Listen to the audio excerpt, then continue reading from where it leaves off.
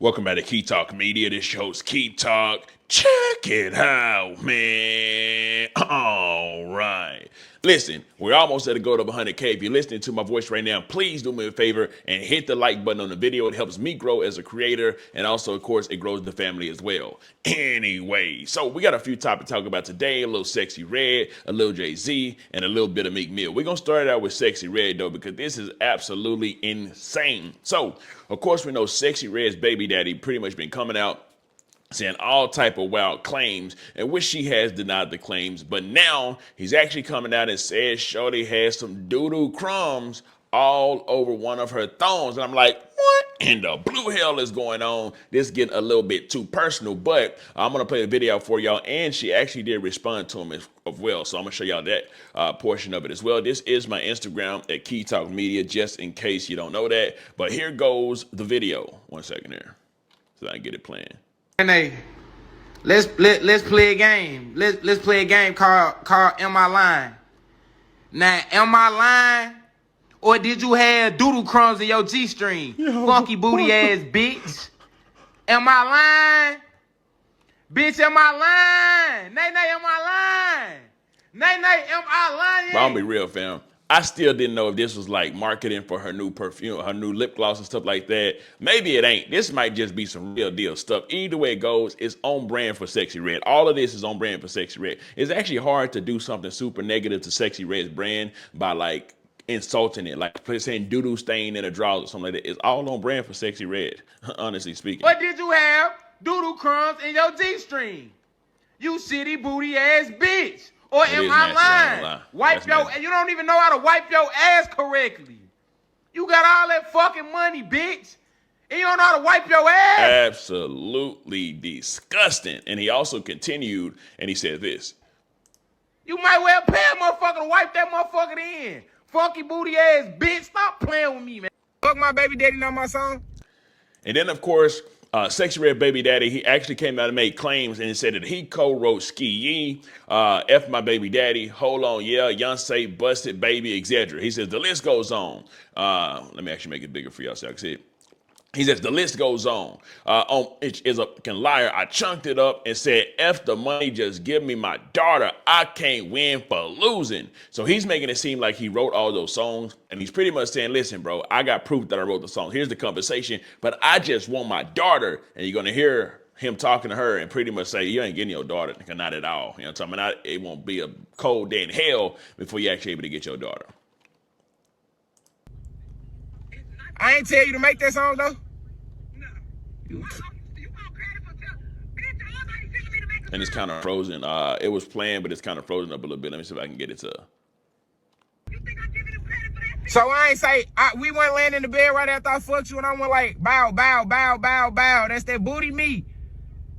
You didn't say nothing about bow, bow. You was crazy. I said bow. And I said, that's that booty me. Whatever lies you, I don't, listen. All right. Whatever lies you want to make. Yo, hey, bro mess around and might be the genius behind the songs. But if you could be the genius behind the song, but if you ain't, you know, talking about got that business right, then of course she can do what she want to do with it, because to the world, she's the genius behind all that. Now he is putting this out and exposing that. However, you can expose it or whatever like that, but it's still not going to stop her from getting the money and collecting the money with it. She's in a position to where if she decides to give you some money, she gives you some money. But otherwise, you're just going to be stuck pretty much where you're at. And you got to, you know, pull yourself up and do your own stuff. Even though that was some genius idea, I'm not going to lie.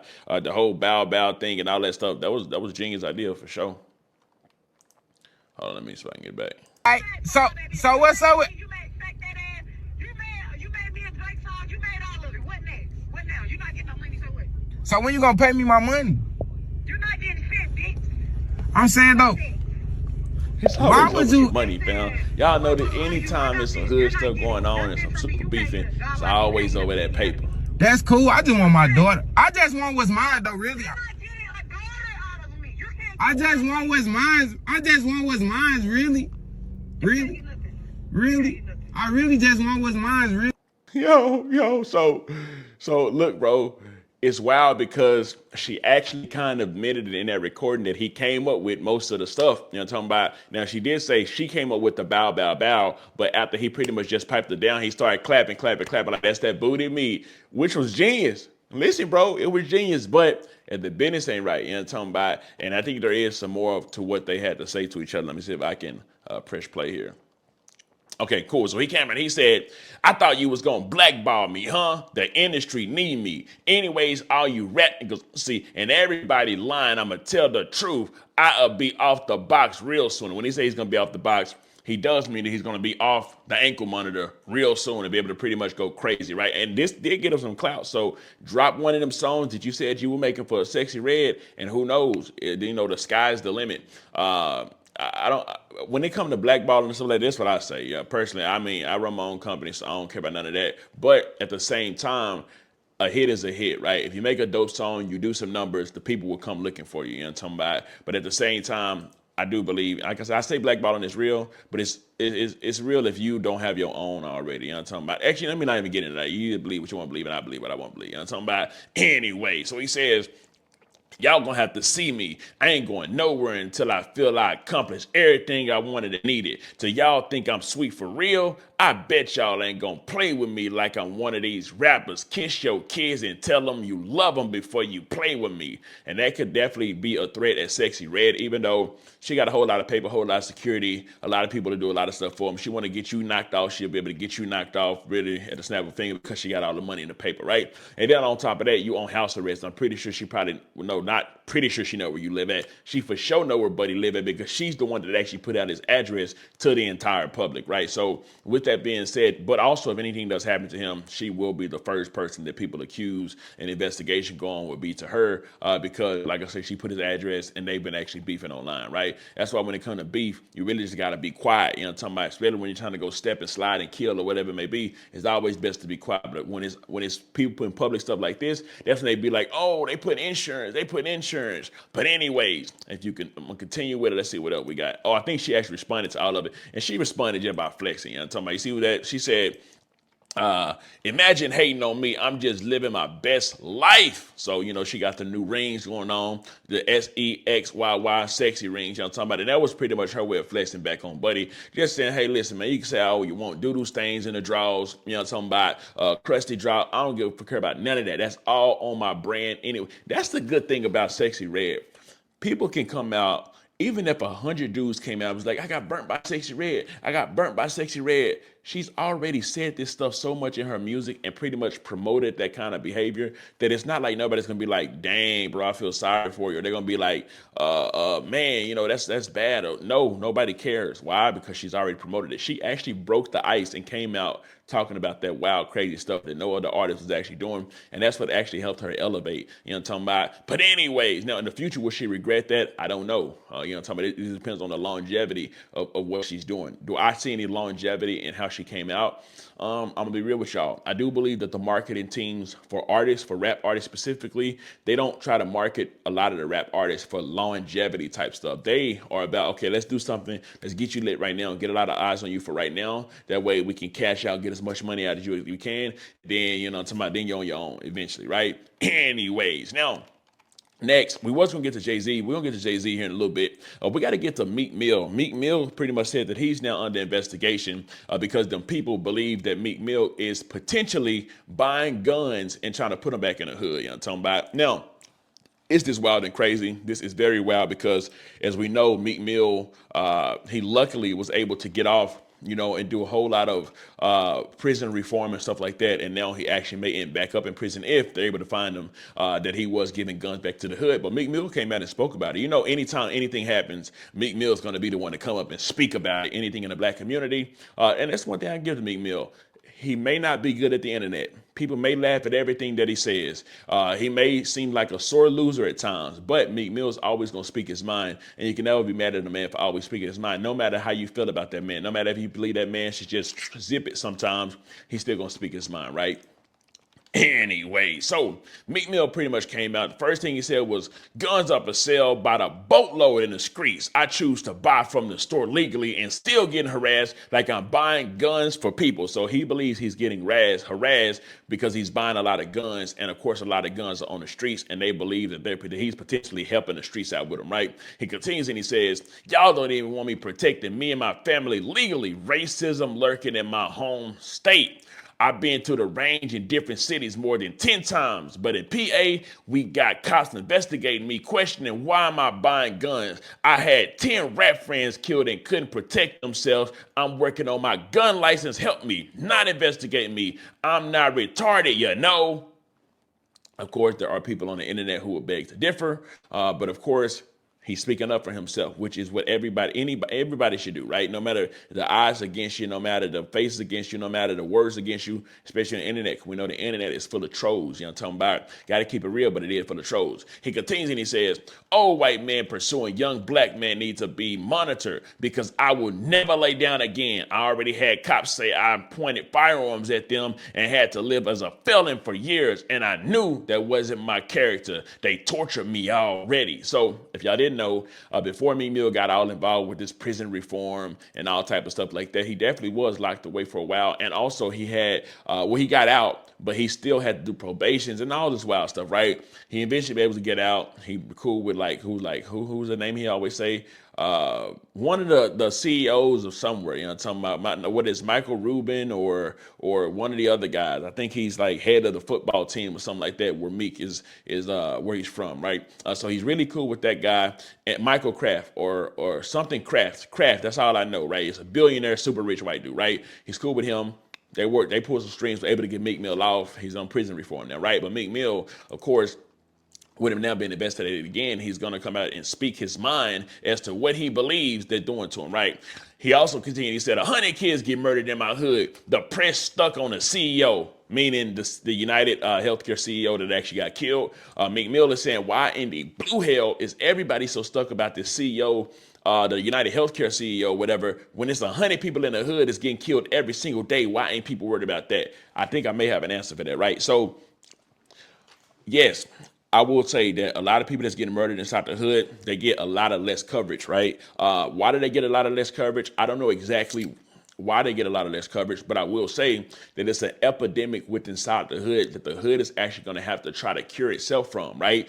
You can have as many big millionaires, billionaires invest money into the hood, do all they potentially can, which have we seen that? I don't believe we've actually seen that, because I do understand that the murdering of the people that is murdering each other inside of the hood. I lived in the hood. I told y'all, East Dallas, South Dallas, lived all through there, right? Now, here's the thing about that though, right?